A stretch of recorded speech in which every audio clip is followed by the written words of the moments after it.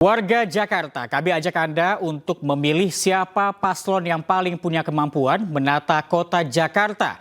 Anda bisa scan barcode di layar kaca Anda.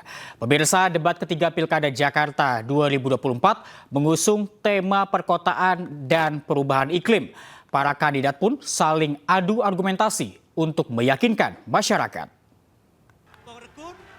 SIK MMM HUM dan juga Bapak Dr. Insinyur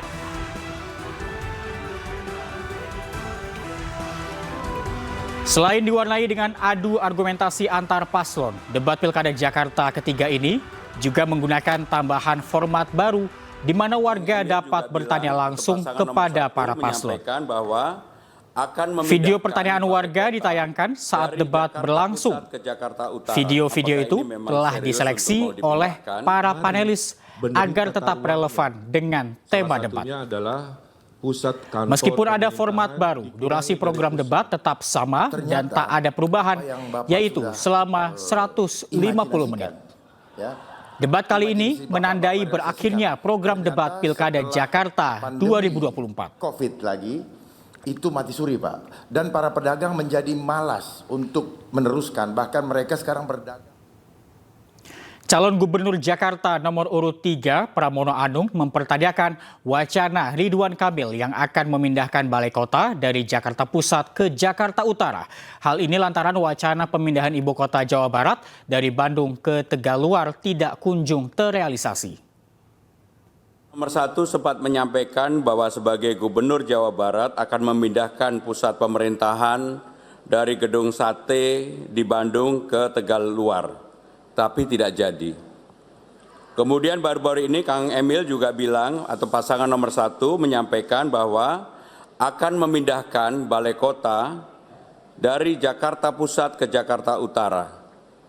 Untuk itu kami ingin menanyakan apakah ini memang serius untuk mau dipindahkan, karena IKN kan Jakarta bukan ibu kota lagi, di pusat pemerintahan balai kota banyak sekali gedung-gedung yang akan menjadi kewenangan pemerintah Jakarta. Untuk itu apakah perlu dipindahkan?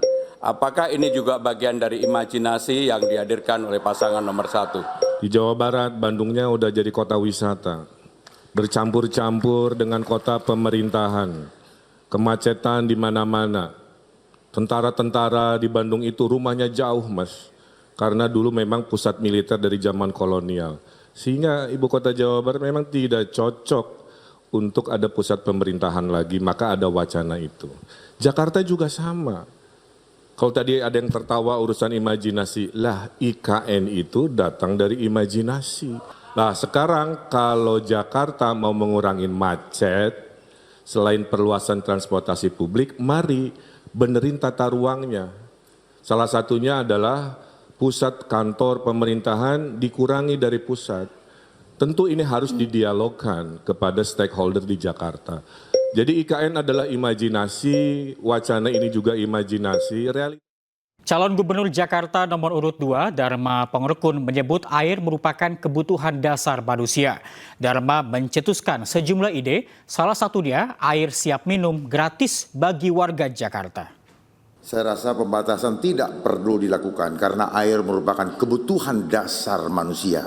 Kalau perlu yang dibatasi adalah hentikan korupsinya. Itu sesungguhnya yang harus dibatasi. Kalau korupsi tidak ada, rakyat Jakarta tidak perlu membeli air galon. Karena sebenarnya PDAM mampu menyiapkan teknologi itu. Hanya persoalannya apakah ada goodwill, ada political will di situ. Waspada dengan permainan revolusi industri. Bapak. Kemudian, sebenarnya kalau kita tahu cara mengatasinya, sudah ada 2 waduk di Sukamahi dan juga waduk Ciawi. Itu bisa kita manfaatkan untuk menampung banjir kiriman. Mulai sekarang saya mengajak, mari kita tidak menganggap banjir itu musibah, tapi mari kita menganggap banjir itu adalah rezeki dari Tuhan, sehingga sikap alam terhadap kita.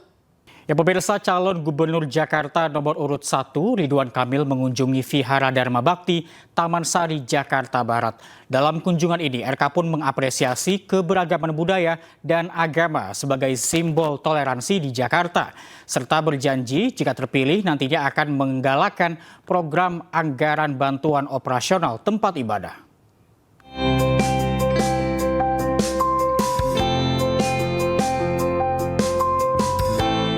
Calon Gubernur Jakarta nomor urut 1 Ridwan Kamil mengunjungi Vihara Dharma Bakti Taman Sari, Jakarta Barat yang sudah berdiri ratusan tahun dan menjadi saksi keberagaman umat beragama. Selain mendengarkan aspirasi warga sekitar, mantan Gubernur Jawa Barat ini juga melepaskan burung merpati sebagai simbol kedamaian dan kebebasan dalam berkeyakinan. RK juga berjanji jika dirinya terpilih memimpin Jakarta, tempat ibadah akan mendapat bantuan dana operasional melalui program kerjanya. Tentunya ada program anggaran yang bantuan operasional rumah ibadah ya. Jadi di sini pasti Vihara Dharma Bakti dan wihara-wihara yang lain pasti akan mendapatkan kucuran anggaran sebagai program penguatan peribadatan dari semua agama, mudah-mudahan. Setelah mengunjungi Vihara, Ridwan Kamil menghadiri dialog bertajuk Ragam Perspektif Membangun Kota dengan para mahasiswa FISIP UI di Depok, Jawa Barat.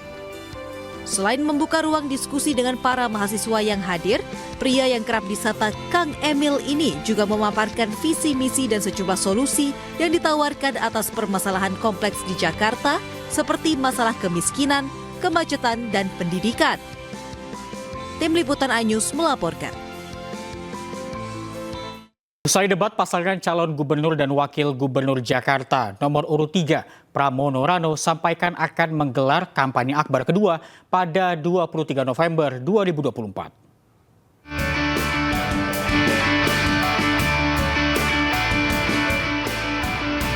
Kampanye akbar kedua pasangan Pramono Rano akan digelar di Stadion Madia Kompleks Gelora Bung Karno pada Sabtu 23 November 2023. Agenda ini disampaikan Pramono Anung usai debat pamungkas yang digelar Minggu malam. Pasangan calon gubernur dan wakil gubernur nomor urut 3 ini juga menyampaikan terima kasih atas dukungan anak Abah dan Ahokers kepada keduanya. Tapi yang jelas saya hari ini bersyukur anak Abah dan Ahoker bersatu memberikan dukungan yang luar biasa bagi saya dan Bang Dul, dan ini menjadi energi yang luar biasa. Di belakang ini pasti ada anak Abah, ada juga Ahoker. Terima kasih. Saya tambahin, kalau Anda tanggal 23 tidak datang, Anda menyesal karena akan dihadiri tokoh-tokoh yang tidak pernah Anda duga. Terima kasih. Sebelumnya, paslon nomor urut 3 Pramono Rano sudah menggelar kampanye akbar perdana pada 3 November 2024 lalu. Kampanye akbar bertajuk Festival Menyala, Pram dan Rano hadir disambut riuh para pendukung. Acara juga dimeriahkan sejumlah artis ternama tanah air, diantaranya Anang Hermansyah, Once Mekel, Happy Asmara, hingga band Jamrud. Tim Liputan iNews melaporkan.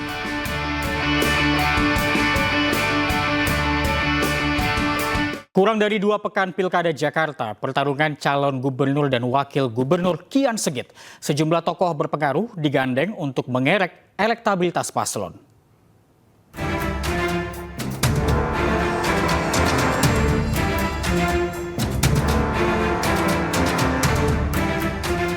Sejumlah tokoh yang disebut-sebut berpengaruh terhadap suara pemilih digandeng calon gubernur dan wakil gubernur Jakarta untuk meningkatkan elektabilitas mereka. Para pasangan calon kemudian berlomba untuk memperoleh dukungan dari tokoh berpengaruh tersebut.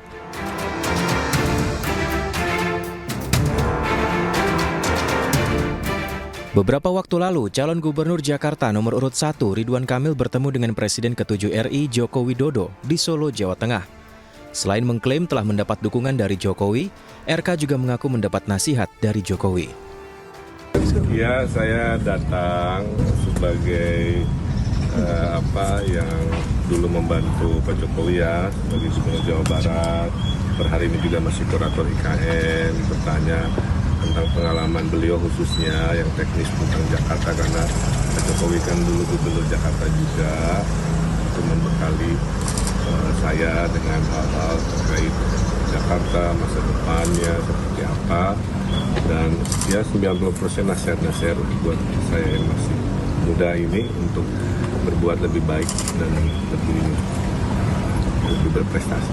Yang pertama, Bapak Ridwan Kamil ini kan memiliki pengalaman sebagai Gubernur Provinsi Jawa Barat, sehingga saya kenal betul beliau.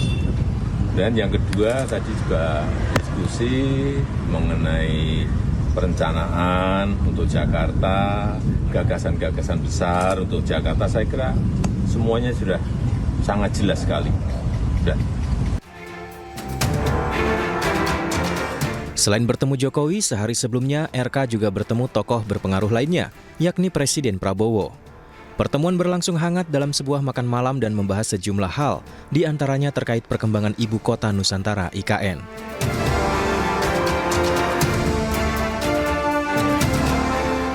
Tidak hanya pasangan RK Suswono, calon gubernur dan wakil gubernur Jakarta nomor urut 3 Pramono Anung dan Rano Karno juga menemui tokoh berpengaruh lain, yakni Gubernur Jakarta periode 2017-2022 Anies Baswedan. Pertemuan digelar secara tertutup, namun dijelaskan dalam media sosial Anies dan Pramono bahwa pertemuan itu membahas mengenai Jakarta. Lembaga survei Carta Politika Indonesia menyampaikan data soal pengaruh endorsement Jokowi dan Anies Baswedan. Hasilnya endorsement dari Anies masih cukup tinggi, mempengaruhi suara paslon Pilkada Jakarta. Menurut survei yang dilakukan 19 hingga 24 September 2024, populasi survei merupakan seluruh warga Jakarta dengan jumlah responden 1.200. Pada survei ini ditanyai seandainya Jokowi dan Anies mendukung salah satu paslon Pilkada Jakarta, apakah akan memilih atau tidak pasangan yang didukung kedua tokoh tersebut. Hasilnya 64,4% warga Jakarta tidak memilih paslon yang didukung oleh Jokowi. Sementara 16,8% memilih paslon yang didukung Jokowi. 18,8% menjawab tidak tahu.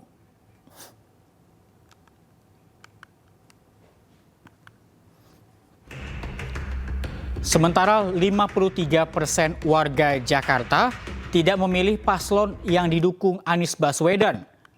Hanya 27% yang memilih paslon yang didukung oleh Anies. 20% warga Jakarta menjawab tidak tahu.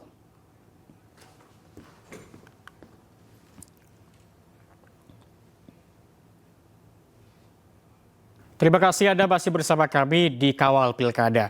Pemirsa, mengawali kunjungan kerja di Rio de Janeiro, Brazil, Presiden Prabowo Subianto melakukan pertemuan dengan Sekjen PBB, Antonio Guterres. Keduanya membahas berbagai isu, mulai dari Palestina hingga perubahan iklim global.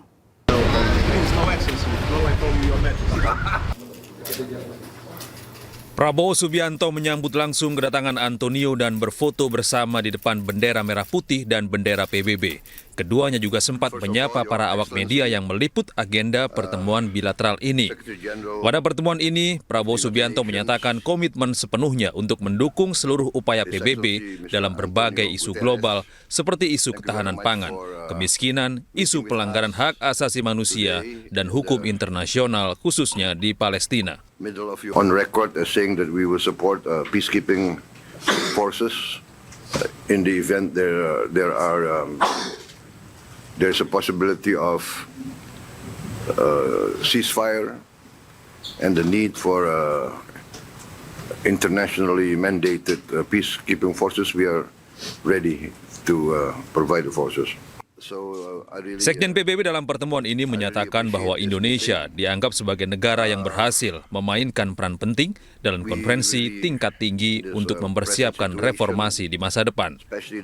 Indonesia that is emerging as an extremely important international partner is for us vital in our efforts to bring more justice, more equity, and more capacity of the international system to support developing countries that still are the victims of an unjust, unfair, and outdated system. Terkait isu Palestina, Sekjen PBB sepakat dengan Indonesia untuk pembentukan negara dan penentuan secara mandiri akan kemerdekaan rakyat Palestina. Tim Liputan iNews melaporkan.